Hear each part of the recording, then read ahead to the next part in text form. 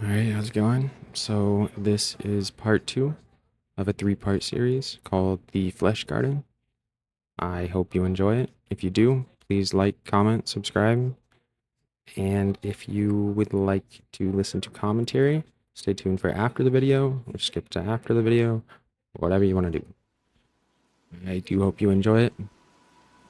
Let me know if you do. Thank you. Here's The Flesh Garden, part 2. Chapter 4. The Onslaught Unleashed. In the inky abyss of Veridius Prime's night, guardsman Lysandra, the lone figure amidst the desolation, raises her eyes to the celestial tapestry above. Stars, distant and indifferent, shimmer like cold, unfeeling eyes peering down at the scarred planet. Lysandra, the once dauntless Sergiant, contemplates the absurdity of their struggle. Stars. She murmurs, her voice a ghostly echo in the stillness. Unwavering, untouchable. What are we to them but fleeting shadows waging wars on a dying world? Her introspection, a stark contrast to the relentless carnage around her, is a fleeting respite from the horrors of Veridius Prime. But this fleeting peace is shattered as ominous spore clouds, heralds of the Tyranid swarm, begin to converge above. They spread like a malignant shroud, obscuring the celestial bodies and casting the battlefield into an eerie twilight. Lysandra, her reverie broken, watches the phenomenon unfold with a growing sense of dread. Corporal Jackson, his gaze fixed on the darkening sky, approaches Lysandra. Sergeant, the spores. He begins, his voice strained. They're blotting out the stars. It's like the sky itself is turning against us. Lysandra nods, her eyes not leaving the sky. It's their way, Jackson. The Tyranids, they don't just invade planets, they consume them body and soul. Jackson's hand instinctively goes to the laser gun, slung over his shoulder. And us with it. Seems like there's no end to this war. The end? Lysandra's voice takes on a somber tone. There is no end, Corporal. Only the illusion of an end. Each battle, each victory, it's just a momentary reprieve in an eternal struggle. Jackson looks at her, his eyes reflecting a mix of fear and resolve. Then what are we fighting for, Sergeant? If there's no end, no victory. Lysandra turns to face him, her scarred visage illuminated by the dim light of the spore clouds. We fight for those moments, Jackson. For those fleeting glimpses of hope, of life. We fight because the alternative... She pauses, her gaze returning to the dark sky. The alternative is to succumb to despair, to become like them. Empty, soulless husks driven only by the hive's will. The silence that follows is heavy, filled with the unspoken truths of war. Around them, the soldiers of the 113th Caledon Rangers brace themselves, their faces etched with the weariness of endless conflict. As the first spores begin to descend, a soft alien whisper seems to permeate the air, a sibilant chorus that sends shivers down Lysandra's spine. It's a sound she's come to know too well, the harbinger of the Tyranid onslaught. Sergeant? Jackson's voice is barely audible above the whispers. Lysandra draws her chainsword, its teeth glinting in the dim light. Prepare the men, Corporal. The storm is upon us. And in that moment, as the first Tyranid forms emerge from the shadows, Lysandra stands resolute, a beacon of human defiance in the face of an unfathomable terror. The sky above, now a canvas of darkness and spores, reflects the grim reality of their plight. A world consumed, a war unending, and the inescapable embrace of the flesh garden. The miasma of dread permeates the air, thick as the fog rolling over the trenches of Veridius Prime. Guardsman Lysandra, her hazel eyes scanning the mist, feels the weight of impending doom as the alien shrieks of the Tyranid swarm crescendo in the distance. Beside her, Specialist Tira and Private Kyle ready their weapons, their faces set in grim determination. Brace yourselves. Lysandra's voice is a steel thread in the murk. They're coming. The ground beneath them trembles, a primal rhythm heralding the swarm's approach. Medic Ilara and Engineer Vox check their equipment, a silent prayer whispered between the clicks and clanks. The air is electric, charged with the anticipation of battle, the very essence of the grimdark reality they inhabit. Then, like a wave crashing against the shore, the Tyranids emerge. Chitin and sinew, a mass of alien horror, pour into the trench network. Lysandra's squad opens fire, laser guns spitting death in a desperate attempt to stem the tide. The sound of gunfire melds with the alien shrieks, creating a symphony of terror and defiance. Keep firing. Lysandra shouts, her voice barely audible over the din of battle. She fires her bolter relentlessly, each shot finding its mark in the grotesque bodies of the Tyranids. Blood, both human and alien, paints the walls of the trench, a macabre mural of the war's brutality. Tara, her sniper rifle now useless in the close quarters, draws her combat knife, moving with lethal grace. Kyle, the heavy weapons specialist, roars a challenge, his heavy bolter churning through the swarm. Yet for each Tyranid that falls, 2 more take its place. The combat is unyielding, each moment a desperate struggle for survival. Lysandra feels the burn in her muscles, the acrid taste of fear and adrenaline. She fights back to back with her comrades, their bond forged in the crucible of war. A Tyranid warrior, larger than the rest, breaks through the line. Its scything talons swipe at Lysandra, who barely dodges, feeling the rush of air as the claws pass inches from her face. She counters with a thrust of her chainsword, the teeth of the weapon biting into the alien flesh. Elara, her medic's bag slung over her shoulder, rushes to a fallen trooper, her hand steady as she administers aid amidst the chaos. Vox, meanwhile, hastily rigs a makeshift explosive, buying them precious seconds as it detonates, taking a cluster of Tyranids with it. The battle rages on, the lines between life and death blurred in the frenzied melee. Lysandra's squad fights with a ferocity born of desperation, their every action a testament to their resilience and their unyielding spirit. In a brief lull, Lysandra looks around at her squad, her eyes meeting each of theirs in turn. In their faces, she sees the reflection of her own grim determination, the unspoken understanding that they stand on the precipice of annihilation. We hold the line. She says, her voice a rallying cry. For the Imperium, for humanity. The battle resumes, the Tyranids surging forward once more. Lysandra and her squad meet them head-on, their defiance a shining beacon in the darkness of the war-torn world. Their fight is not just for survival, but for the soul of Veridius Prime, a planet caught in the grip of a cosmic terror beyond comprehension. As they fight, the subtle horror of their situation sinks in. This is not just a battle, it's a war for existence itself. A war against an enemy that represents the antithesis of everything they stand for. The hopelessness of their plight is palpable, yet they fight on, their courage a small flame flickering in the overwhelming darkness. In this moment, amidst the blood and the horror, Lysandra realizes the true nature of their struggle. It's not just against the Tyranids, but against the creeping despair that threatens to engulf their souls. This realization, both grotesque and subtle, cements her resolve. We stand together. She whispers, more to herself than to her squad. Against the darkness. And with that, they plunge back into the fray. Their battle a small yet significant defiance against the encroaching terror of the Tyranids, a testament to the indomitable spirit of humanity. Sergeant Lysandra, in the heart of the torn world of Veridius Prime, stands shoulder to shoulder with Corporal Jackson and Trooper Vega. Their gazes fixate on the monstrous Tyranid warrior before them, its chitinous form a grotesque testament to alien horror. The air, thick with the stench of death and the screams of the dying, vibrates with an eerie tension, a prelude to the storm of violence that is about to erupt. Vega on my signal. Jackson's voice cuts through the chaos, his eyes calculating the beast's movements. Vega nods, his heavy bolter gripped tightly, a silent promise of the destruction he is about to unleash. Sergeant Lysandra can feel the rhythm of her heartbeat, a drumming echo in her ears as she readies her chainsword. The warrior, its eyes gleaming with a predatory hunger, seems to mock their efforts, a monstrous spectre of doom. Then, chaos unfolds. Vega's bolter roars to life, spewing a hailstorm of bullets towards the Tyranid. The creature reels, staggering under the ferocious barrage. In that moment of vulnerability, Lysandra charges forward, her chainsword's teeth whirring with a deadly hum. The ground beneath her trembles, mirroring the tumultuous battle that rages around them. As Lysandra closes in, the Tyranid warrior regains its composure, lashing out with razor-sharp talons. But Jackson, ever the tactician, seizes the moment. His grenade launcher thunders, a bright flare of explosive fury that carves an opening in the creature's defenses. Theirs is Sergeant Lysandra's moment. With a warrior's cry, she plunges her chainsword into the beast's exposed underbelly. Ichor spurts out, coating her armor in a grotesque sheen. The creature lets out an ear-piercing shriek, a sound so alien and horrific it chills the soul. But the victory is short-lived. As the Tyranid warrior collapses, a tide of its kin surges over the trench barricades. The air becomes a cacophony of alien shrieks and human screams. The ground, slick with blood and ichor, turns into a grisly quagmire, a canvas of horror painted in the hues of war.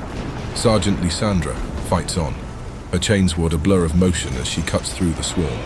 Beside her, her squad battles with a ferocity born of desperation and fear. But for every Tyranid that falls, two more take its place, an unending wave of chitin and fangs. The fortifications, once their shield against the onslaught, crumble like sandcastles before the alien tide. Soldiers, trapped beneath the rubble, cry out in terror, their voices abruptly silenced as the Tyranids descend upon them. Amidst this apocalypse, a scene etches itself into Sergeant Lysandra's memory, a young trooper no more than a boy, frozen in fear as a lictor emerges from the shadows. Its tendrils ensnare him, lifting him into the air as its maw descends. His screams are cut short, leaving behind a haunting silence that speaks volumes of the Tyranid's merciless nature. As she continues to fight, a profound despair settles in Sergeant Lysandra's heart, tempered only by her unwavering determination. The fall of the Imperial defenses is not just a military defeat, it is a visceral, soul-crushing spectacle of horror and brutality. In the trenches of Veridius Prime, Sergeant Lysandra, her heart heavy with the weight of command, surveys the carnage around her. The air, thick with the stench of blood and alien ichor, hangs oppressively over the battlefield, a macabre testament to the Tyranids' relentless onslaught.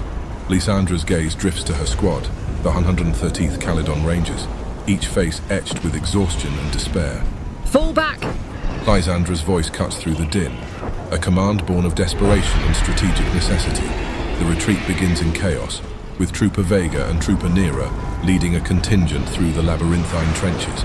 The ground beneath them trembles with the advance of the Tyranid swarm, a relentless tide of chitin and fangs. The retreat is fraught with peril. Laser guns blaze, cutting down wave after wave of Tyranids, but the creatures seem endless. In a harrowing moment, a fellow squadmate, Trooper Harlan, the demolitions expert, is caught by a lictor. His screams pierce the air as the creature's barbed tendrils ensnare him. Lysandra watches, powerless, as Harlan is dragged into the shadows, his life extinguished in a gruesome spectacle. Amidst the bedlam, Lysandra's squad navigates the trenches with a grim determination. Trooper Mira, the youngest and most inexperienced, stumbles over the torn remnants of an Imperial soldier, her face a mask of horror. Medic Ilara, her hands stained with blood, offers a fleeting touch of comfort before pushing forward, her resolve unbroken. Finally, the remnants of the 113th reach a temporary safe point, a fortified bunker barely holding against the Tyranid siege. The soldiers collapse against the walls, gasping for breath in the stifling air. Lysandra, her eyes scanning the horizon, sees the extent of the devastation. The once verdant landscape of Veridius Prime is now a desolate wasteland, a haunting reflection of the war's toll on both the planet and its defenders. In the bunker, Lysandra's thoughts turn to the fallen. She remembers Trooper Harlan's boisterous laughter, now forever silenced. Her heart aches for the families that will never see their loved ones again, for the dreams unfulfilled and futures extinguished. The weight of command, the burden of survival presses down on her, a tangible force that threatens to crush her spirit. As the night falls, Lysandra sits alone, her gaze lost in the flickering shadows. The cries of the wounded and the distant roars of the Tyranid swarm form a haunting chorus, a reminder of the unending nightmare. Her mind wanders to the early days of the conflict, the naive hope that they could turn the tide against the alien invaders. That hope has long since faded, replaced by a growing sense of futility and despair. The scorched earth, littered with the bodies of Imperial soldiers and Tyranid creatures, stretches into the horizon. The cries of the wounded and the dying echo in the background, a somber soundtrack to the grim tableau. Sergeant Lysandra stands alone amidst the devastation, her face a portrait of sorrow and exhaustion. Her internal monologue, a blend of doubt and fear, reflects on the dark journey ahead. The Tyranid's presence on Veridius Prime grows ever more dominant, a creeping shadow that threatens to engulf the remaining Imperial forces. The battlefield, now a testament to the horror and brutality of the war, sets the stage for the escalating conflict, a somber reminder of the relentless nature of the Tyranids and the desperation of the Imperial Guard. This is the grim reality of war in the far future, a never-ending struggle against a relentless enemy, where hope is but a fleeting shadow and despair is a constant companion. Chapter 5. The Aftermath. Guardsman Lysandra steps through the shattered remnants of what once was a battlefield on Veridius Prime. Her boots sink into the mud, a sickening blend of earth and blood, as she navigates the mangled maze of trenches. Her gaze, hollow and distant, sweeps across the devastation. The remnants of the once mighty 113th Caledon Rangers are scattered about her, a macabre tapestry woven from the very bowels of despair. The air is thick, not just with the stench of death, but with a palpable sense of loss that clings to every broken barricade and twisted piece of metal. The trench walls, once symbols of defiant resistance, now lay in ruins, their protective embrace reduced to a skeletal mockery. The bodies of Imperial soldiers, her brothers and sisters in arms, lie strewn across the battlefield, their once proud uniforms now sodden with blood and grime. Each fallen comrade is a silent echo of Lysandra's own torment, their lifeless eyes reflecting a story of sacrifice and unyielding courage. As Lysandra trudges forward, her thoughts drift unbidden to the early days of this war. The naive determination that had brought them to Veridius Prime now seems like a distant dream, crushed under the relentless tide of alien horror. The memories of those initial skirmishes, filled with the adrenaline of combat and the camaraderie of her squad, are now overshadowed by the stark reality of their situation. Those memories now seem like fragments of a distant dream, blurred and distorted by the relentless tide of horror that has since washed over them. The trenches reveal more of their ghastly secrets as Lysandra advances. Lysandra's path is obstructed by a young trooper, no older than a conscript, lies crumpled against the earthwork, his face frozen in a silent scream, a grotesque monument to the Tyranids' ferocity. Here, a seasoned veteran, her body torn asunder by the relentless onslaught, clutching a tattered photograph of loved ones she would never see again. There, the remnants of Imperial soldiers, their bodies grotesquely contorted, a testament to the Tyranids' merciless savagery. She pauses beside a fallen comrade, his face frozen in an eternal grimace of agony. His armor, once pristine and proud, is now shattered and stained, the Imperial insignia barely recognizable, under the layers of grime and blood. Her eyes linger on his lifeless form, and for a fleeting moment, Lysandra's stoic facade cracks, revealing a glimpse of the profound sorrow that gnaws at her soul. She crouches beside him, her fingers gently closing his staring eyes. "Rest now, brother," she murmurs, her voice barely a whisper, lost amidst the eerie silence that blankets the battlefield. Everywhere Lysandra looks, the brutal aftermath of the Tyranids' assault is evident. The once imposing fortifications, built with the sweat and blood of the Imperial Guard, have been reduced to rubble. Alien flora, grotesque and otherworldly, creeps over the remains, a sinister testament to the Tyranids' ability to warp and corrupt all they touch. As she rises, Lysandra's gaze falls upon a particularly harrowing scene. A group of her soldiers, caught off guard by a Tyranid ambush, lie in a tangled heap. Their expressions, twisted in horror and disbelief, tell a tale of sudden, violent ends. The ground around them is saturated with a mixture of blood and ichor, a vile slurry that seems to pulse with an unholy life of its own. As she contemplates the grisly tableau, Lysandra's mind grapples with the futility of their struggle. Each death, each moment of terror, chips away at her once unbreakable resolve.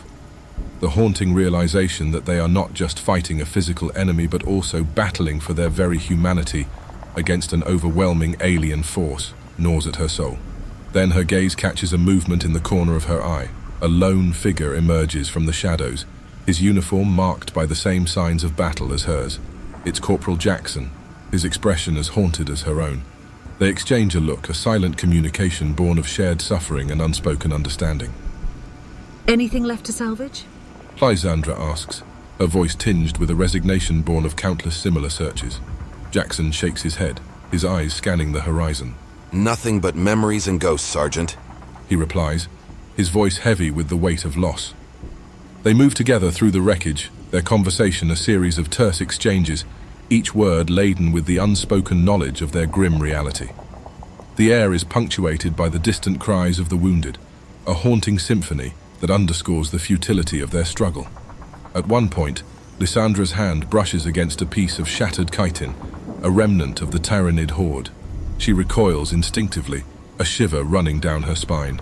The Tyranids, alien and inscrutable, have become an ever-present shadow in her life, their presence a constant reminder of the war's horrific nature. As they advance, they come across a group of soldiers, their faces etched with exhaustion and despair.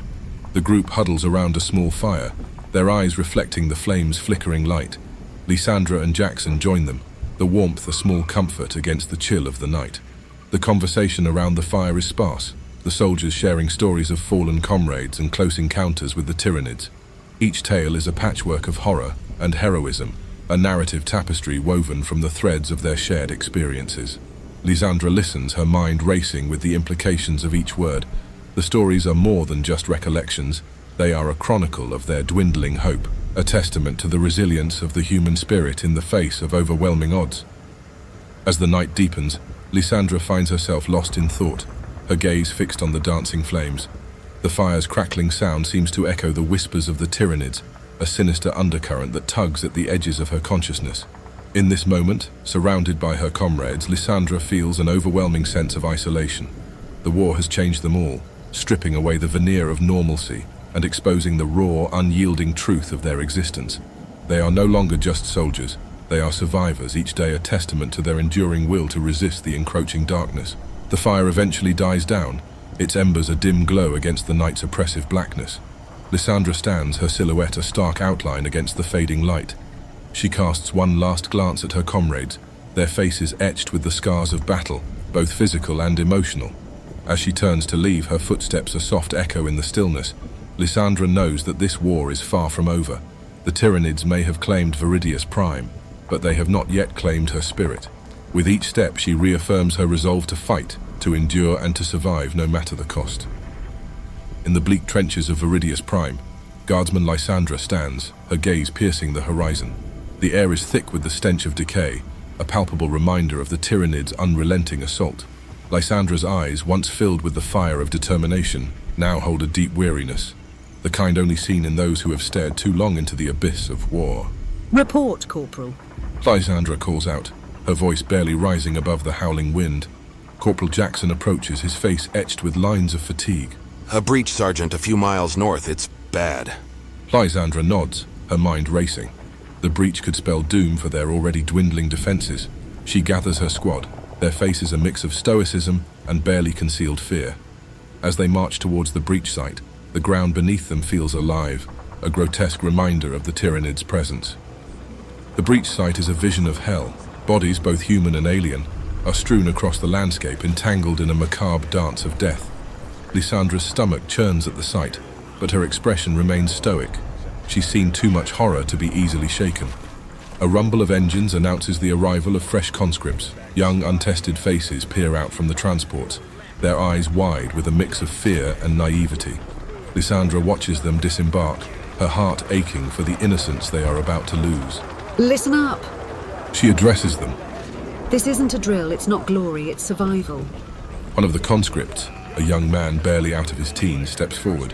Sergeant, how do we prepare for what's out there? Lysandra's gaze softens momentarily. You don't. She says quietly. You adapt, you survive, you keep fighting. As the new recruits absorb her words, Lysandra's mind drifts to her own first days on Veridius Prime. The flashback is vivid, her stepping onto the planet's surface, filled with a fierce resolve. Now that resolve has been tempered by loss and the unending brutality of war. Sergeant, Jackson's voice pulls her back to the present. we need to fortify this breach. Lysandra nods, masking her inner turmoil.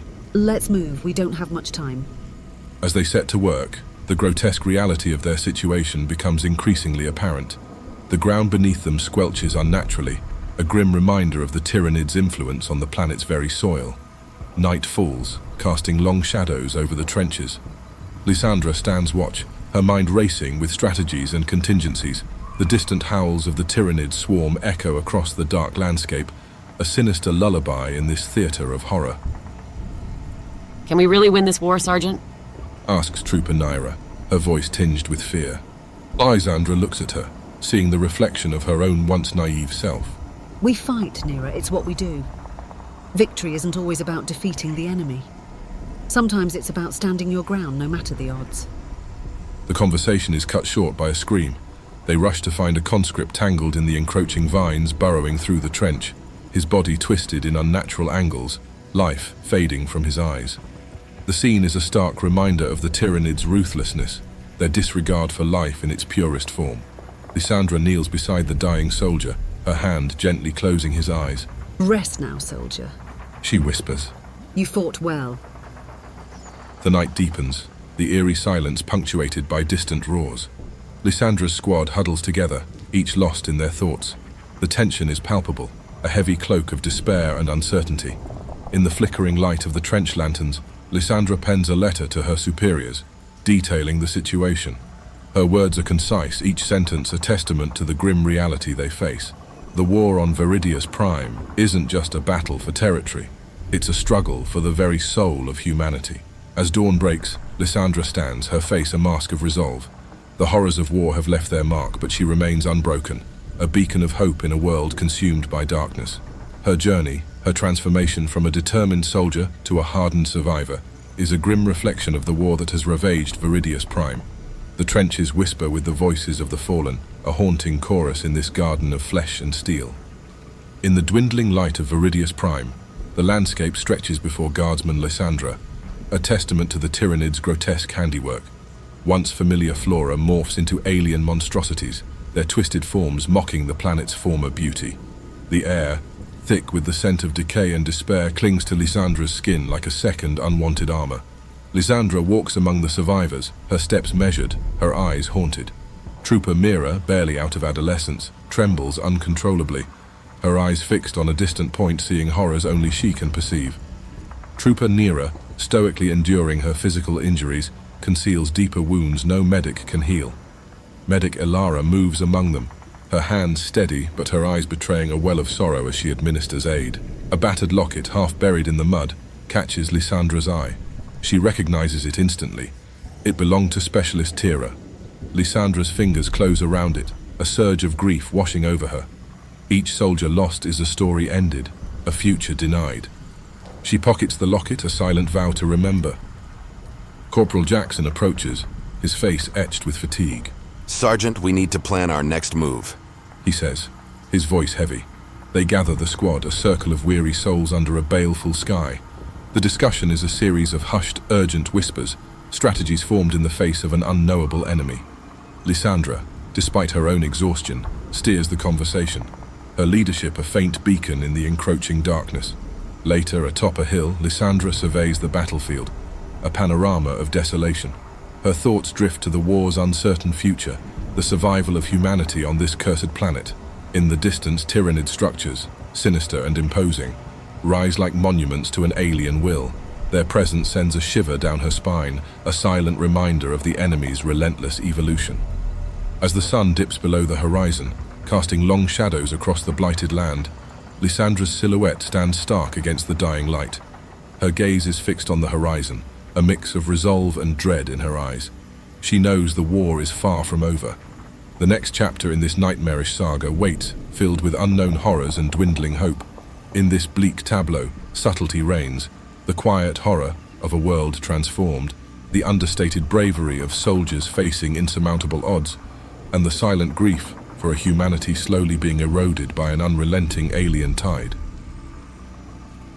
Chapter 6. The Subtle Infestation. In the deceptive stillness of the trenches on Veridius Prime, Sergeant Lysandra, her gaze piercing through the murky shadows, discerns an unnerving tranquility that belies the true nature of this alien-infested wasteland. As Lysandra patrols the muddy labyrinth, the soft crunch of her boots against the soil feels almost sacrilegious in the haunting silence. Her hazel eyes, now adept at catching the slightest aberrations, fixate on tiny spores that dance lazily in the air, an invisible threat to the untrained eye but a clear harbinger of doom to her. Lysandra pauses, her senses heightened as she observes vines, grotesquely twisted and alien, crawling like serpents along the trench walls. Unnatural fungal growths, pulsating subtly, emerge from the soil, their presence a silent testament to the Tyranids' insidious conquest of this planet. She reaches out, her fingers hovering inches from the alien flora, the air around them thick with the stench of decay and an unspoken menace. This is no longer our world. Lysandra murmurs, her voice barely a whisper, yet heavy with a somber realization. As night descends, the trenches whisper secrets. Lysandra, her ears attuned to the faintest of sounds, overhears her soldiers discussing strange sightings. Shadows flickering at the edge of vision. One soldier says, his voice trembling. And whispers. Always whispers in the night. Another adds, her eyes wide with a mix of fear and fascination. These tales, shared in hushed tones, weave a tapestry of paranoia and dread, painting a picture of a world slipping further into the clutches of a nightmarish reality. The altered environment of Veridius Prime reveals its insidious nature, even in the most mundane aspects of trench life. Lysandra watches, her heart sinking, as a soldier hesitates before taking a sip from his canteen, the water tasting alien, corrupted. Small insect-like Tyranid organisms scuttle through their supplies, a subtle but clear sign of the enemy's pervasive influence. We're consuming the enemy, even as it consumes us. Lysandra reflects, her words a chilling acknowledgement of their grim reality. In the midst of this slowly unfolding horror, Lysandra's interactions with her squad members are fraught with an undercurrent of unspoken fear. Long dialogues unfold as they share experiences and speculations about their transformed world. Each word, each shared observation, adds to the growing sense of despair. Have you noticed the ground? Corporal Jackson asks one evening, his voice barely above a murmur. It's softer, as if breathing. The others nod, their expressions a mixture of agreement and horror.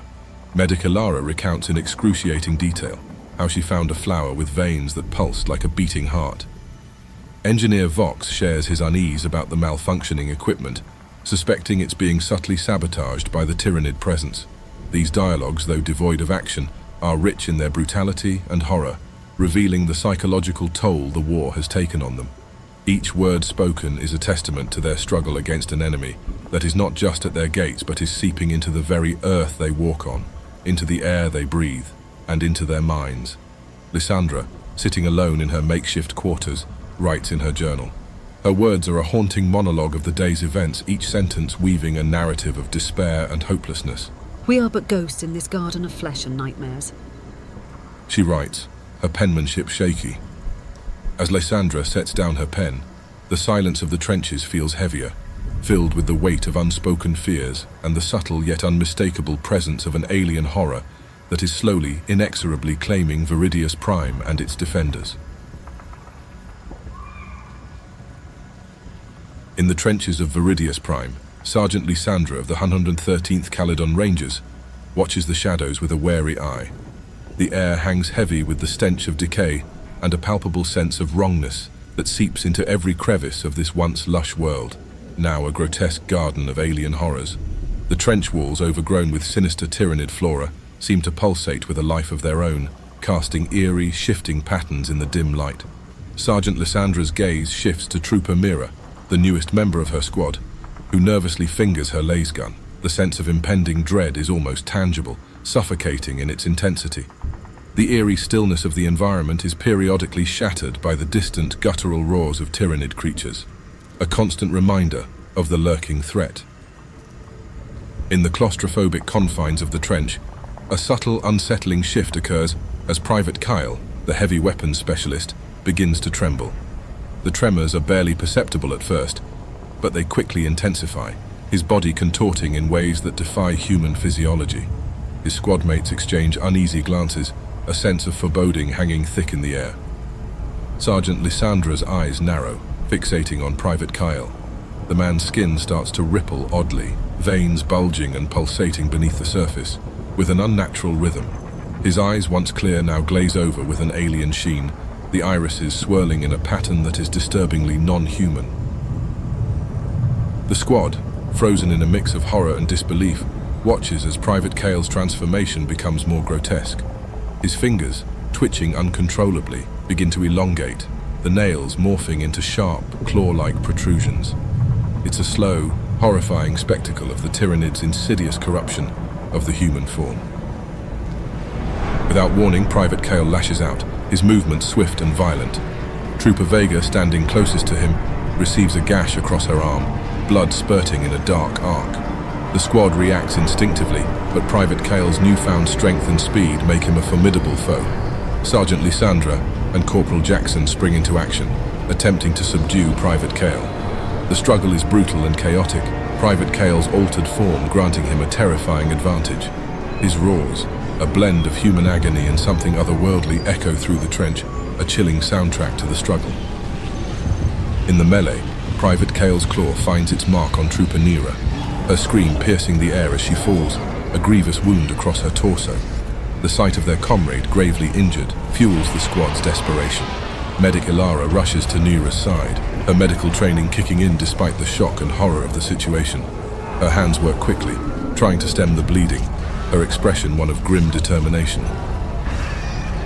The battle to restrain Private Cale reaches its climax as Sergeant Lysandra, with a surge of strength born of desperation, manages to pin him to the ground.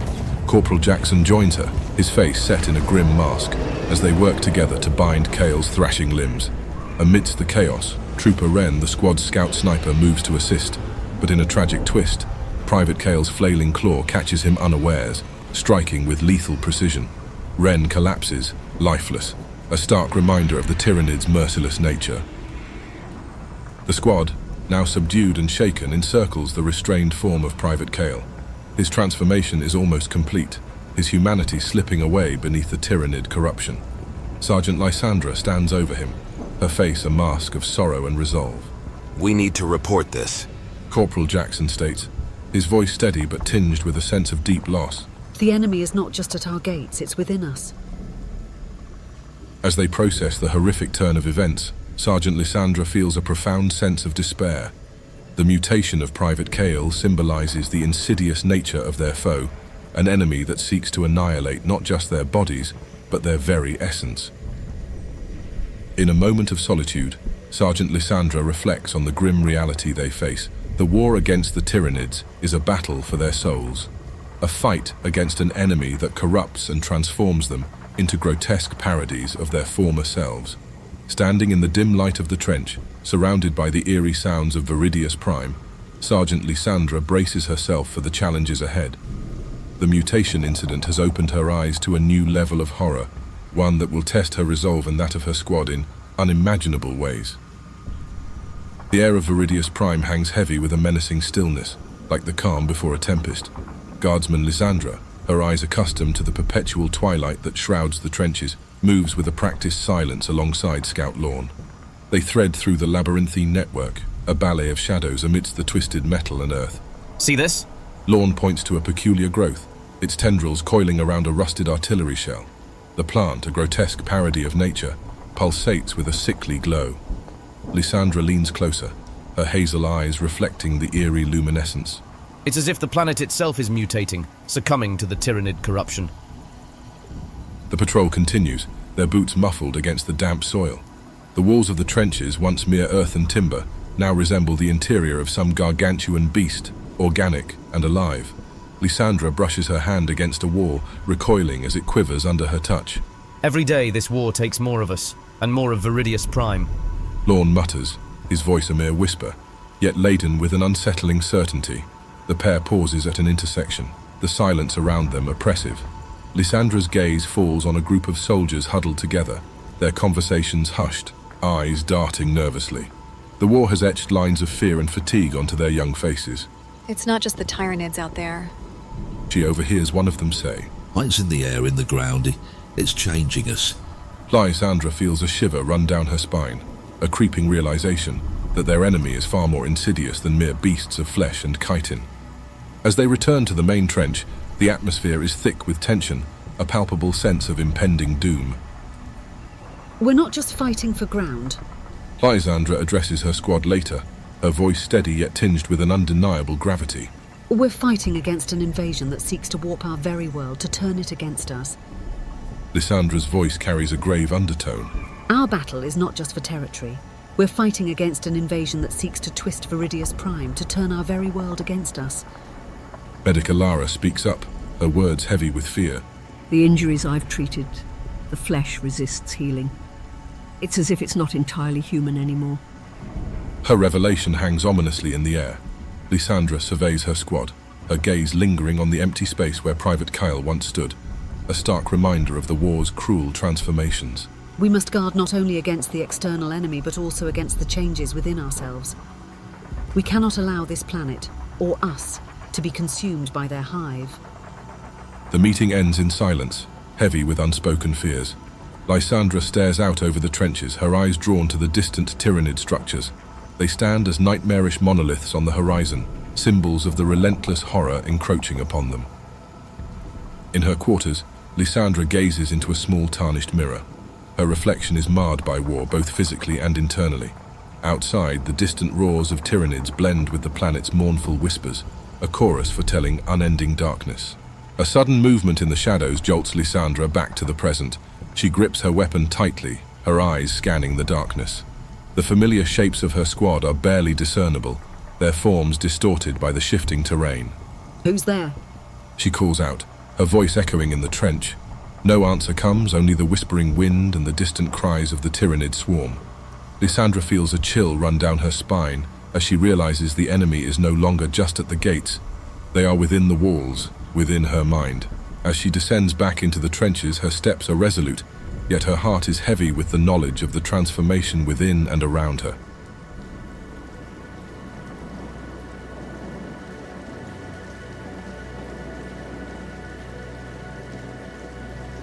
And that was the Flesh Garden Part 2. Stay tuned for Part 3. It'll be releasing in maybe a few days, hopefully. Maybe a little longer. If you like what you heard, please like, subscribe, comment, all that stuff. I do hope you enjoyed this part. If you wanted to hear commentary or anything like that, just stick around for a couple more seconds once the video kind of ends. Otherwise, thank you so much for listening. See you next time. Bye.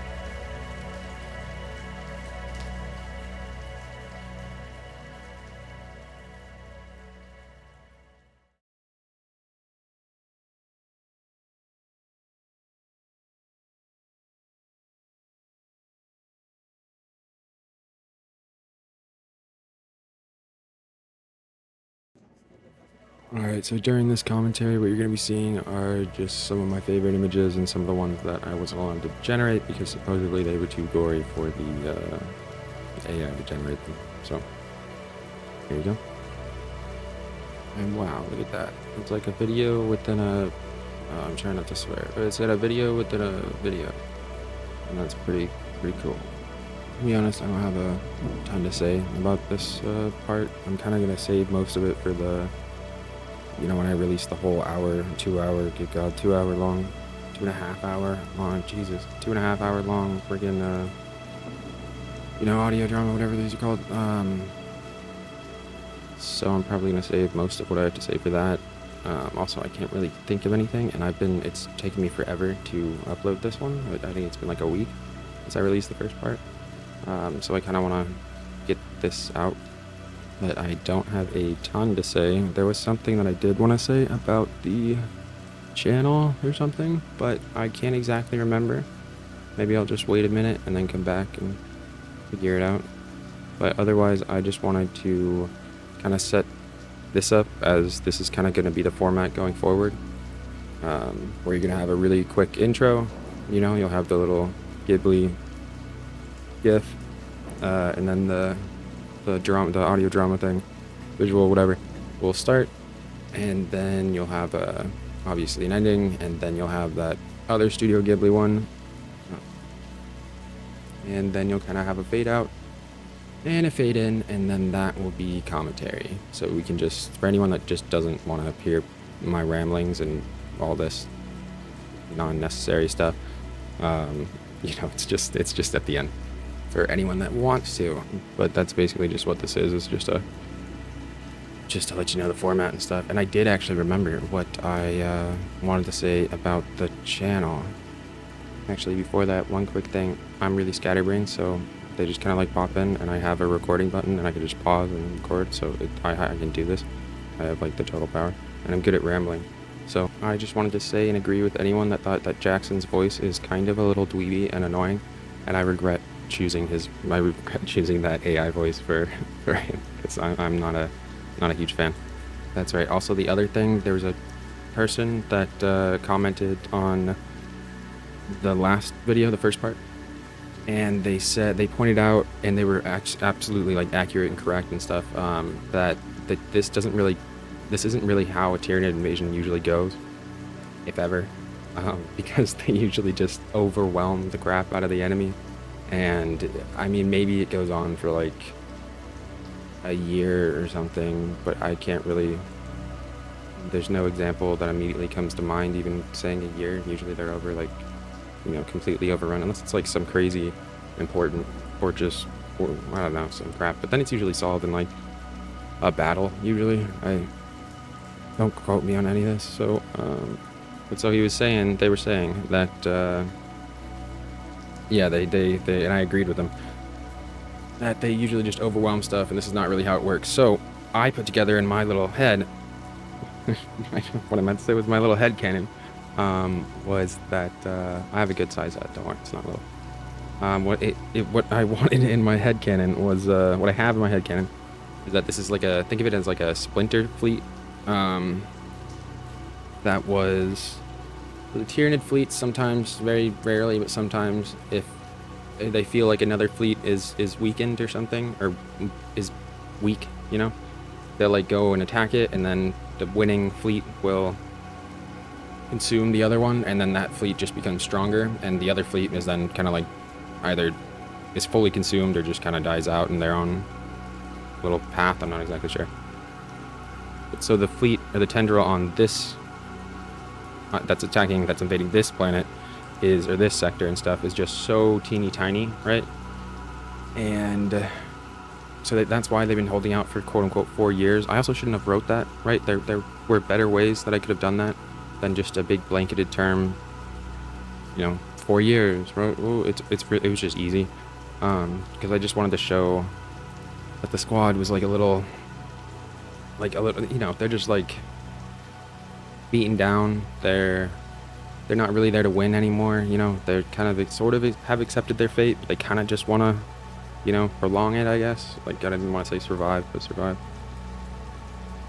And so the Tyranids have been taken forever because they don't have a lot of biomass or anything like that, because, or biomatter or whatever, because you know, they were absorbed. Most of that fleet was absorbed into another bigger fleet that went in a different direction. And so now they've been consuming, and that's why it's taken them, you know, 4 years to get that snowball rolling down the hill.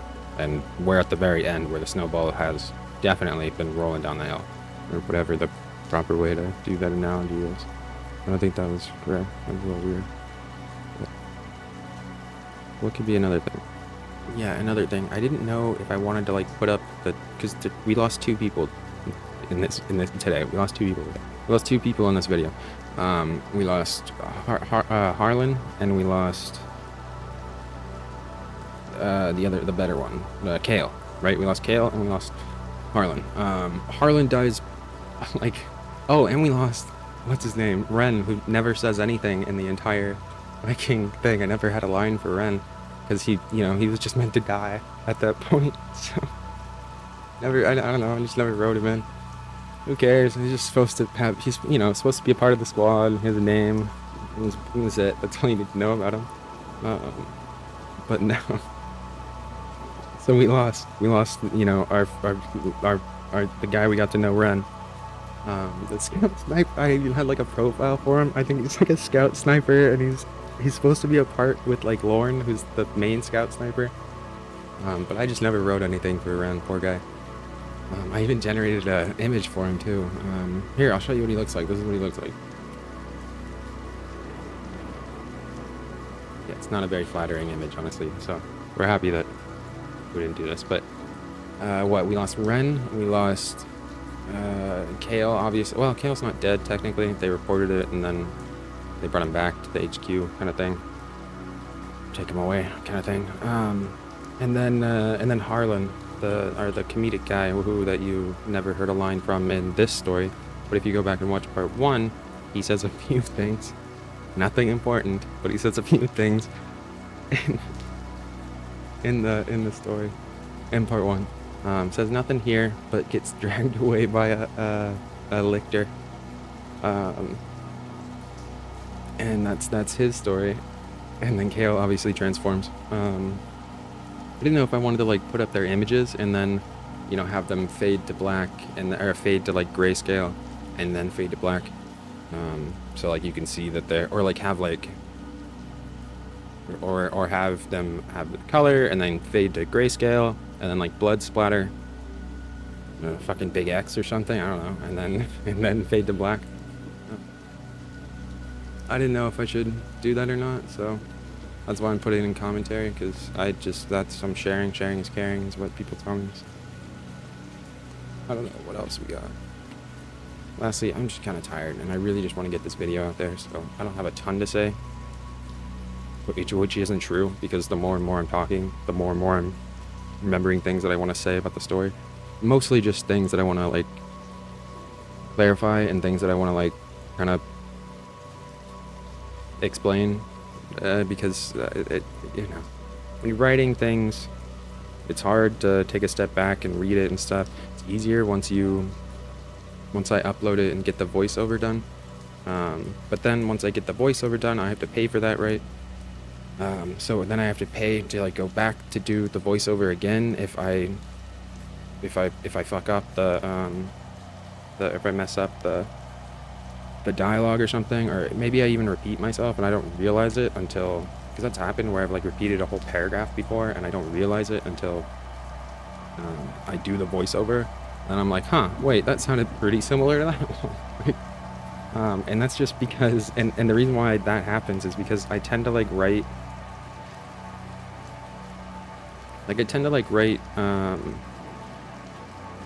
multiple, like, alternative parts for certain sections, right? Or even paragraphs or areas, you know, of the writing. So for like every kind of major or even minor event, there's usually at least 2 other alternative, you know, I don't go full out and like write them, you know, with proper everything and stuff. I usually just structure them out, and then I might get like an expanded structure in there with the, you know, more bullet points and things like that, and just expand upon it. But yeah, I don't know, now I'm definitely just rambling, because I think I'm just talking about my writing style now. So I'm just gonna stop, and I'm gonna get this video out there. And I have so many more things to say. I honestly, not about the writing stuff, well, yeah, but so many more things to say about the story, because there's just issues that arise. That's what my point was that there's just issues that arise that I don't notice until I do the voiceover. I don't even notice until I'm editing it, or I don't notice until the very end when I'm about to export it and stuff. And right before I do that, I usually just play it from start to finish one last time. And then I even still sometimes notice issues. And it's like way too late at that point to even go back and fucking fix anything. So I don't even know why I'm rewatching at that point, because there's no point to do it. You know, I'm not going to go back and redo anything, unless it's like an easy fix. But most of the time it's like, I just want to like reword things, or I want to add dialogue to areas, or just add more dialogue, or change the dialogue. You know, like, it's just so many things, and it's just like criticizing your own work or anything, or whatever, scrutinizing it or analyzing it or whatever. I really love doing that, so I guess that's why I'm rambling. I'm just gonna keep rambling. Does anyone want me to stop? No? No one? Alright, here we go. Thank you for listening. I'm gonna show you shit. Thank you for listening. Have a nice day. Goodbye. Stay tuned for the next one.